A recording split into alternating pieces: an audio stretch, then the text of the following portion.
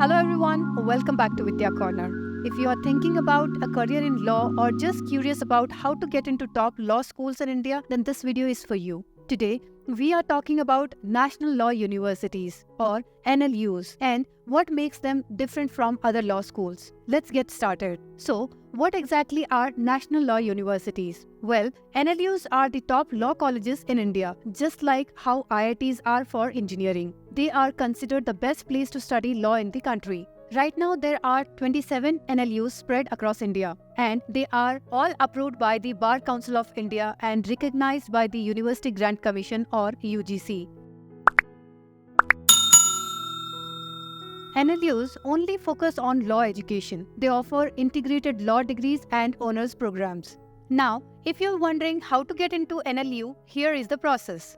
Most NLUs admit students based on their scores in Common Law Admission Test or CLAT. CLAT is a national level entrance exam specifically for law schools. However, one NLU is different, NLU Delhi. They don't accept CLAT score. Instead, they have their own entrance exam called AILET, that is, All India Law Entrance Test, for admission to its undergraduate, postgraduate and PhD programs. The first NLU was set up in 1986 in Bangalore, called National Law School of India University or NLSIU. After that, many other states followed and created their own NLUs. While they may be in different places, they all offer a similar kind of legal education. Now, let's talk about what makes NLUs stand out from other law schools. One big difference is that although they are called National Law Universities, they are actually run by individual state governments, not the central government. This means that the fees can vary from state to state because they don't get central funding. Their fees are usually higher than the other top colleges like IITs.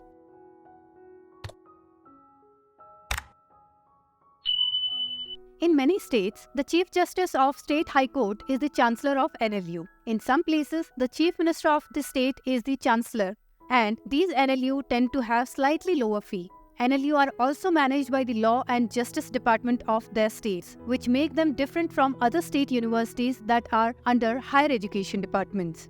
Let's take a quick look on some of the most popular NLUs in India and when they were established. National Law School of India University, Bangalore, established in the year 1986. NALSAR University of Law, Hyderabad, 1998. NLU, Jodhpur, 1999. GNLU, Gandhinagar, 2003. NLU Delhi, 2007. And here you can see the list of all 27 NLUs as per their establishment.